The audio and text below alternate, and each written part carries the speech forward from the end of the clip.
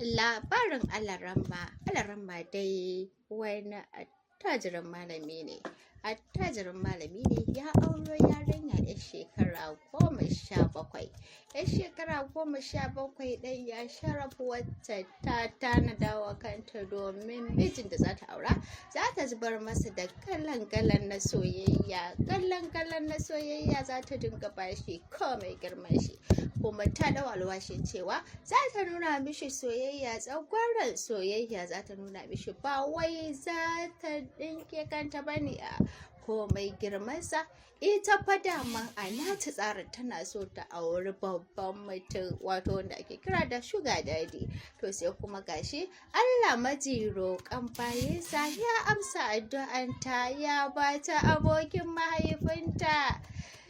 Sai dai abokin mahaifin nan nata kafin ya aure ta akwai matan da yake da su mata uku, ita ce ta cike mishi kofa. Rayuwarsu ta yi ta garawa bayan mahaifinta ya aura mata shi, hankalinta ya kwanta sosai saboda yana birge ta. Mutum ne mai tsafta, mutum ne shi mai tsaftar gaske, komai nashi tas, komai nashi fes a goge, za ka gan shi kalkal idan ya zauna kusa da kai, banda kamshin turare da yake dukanka. Babu abin da yake dukanka, turaren shi zai tabbatar maka da cewa ya shigo wuri. To ita kuma dama tun kan mahaifinta ya ɗauke ta ya bashi ita, wani san idan ya zo wajen mahaifinta da gangan take ɗaukar ruwa ta kai masa. Sai gashi kuma Allah ya amsa addu'anta, ya bata mafificin abin da take so cikin ranta, ya bata shi a matsayin mijin da za shi aura. Shi kanshi idan tana wani abun sai ce ƙuruciya ce, ƙuruci dangin hauka. Ashe ita kwa har zuciyarta soyayya take so ta jiyar da shi yayi ƙara'in abin da matansa ba su yi masa ba. Amma kuma abin da zai ba ku mamaki, attajirin malamin nan gabaki ɗaya cikin matan shi ita ce 'yar ƙarama a cikinsu, amma kuma ta fi mishi zaƙi sosai don yana son ta sosai. Shi ma yana son ta, ga idan tana wani abin na yarinta sai ya dinga kallon ta kawai yana dariya. Sannan kuma mace ce wacce take saka shi cikin nishaɗi, ta sa shi cikin nishaɗi. Yana da 'ya'ya sosai, 'yar autarsa ma ita ce wacce suke sa'a ɗaya, amma ita duk akan baya bata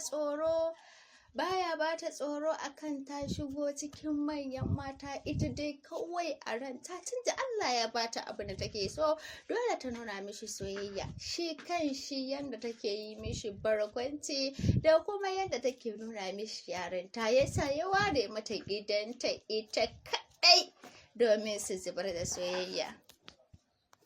Abin da zai ƙara baka mamaki, ga baki ɗaya malamin nan fa shi ma ya koma yaro saboda irin ƙuruciyar da take zubar mishi. Ga ta dai 'yar gidan malam ce, amma ba ta san sabgogi da hanyoyin da za ta bi domin ta faranta wa mijinta rai. Haka za ta sa waƙoƙin nanaye, ta ɗan saka ɗan gajeren siket ta teƙa rawa, tana ba shi nishaɗi. Kai, manya-manyan mata, a gaida manya-manyan mata waɗanda ba sa faranta wa mazajen sarai. Haba da Allah, ki dawo shalele, ki zama tsantsar karuwa a gaban mijinki, ki mishi soyayya, ki nuna mishi soyayya. Ita dai ga ta 'yar gidan malam, amma kuma ta iya yanda za ta saka abokin zamantakewa ta cikin nishaɗi. Ita ce ƙaramar su, ita ce babbar su.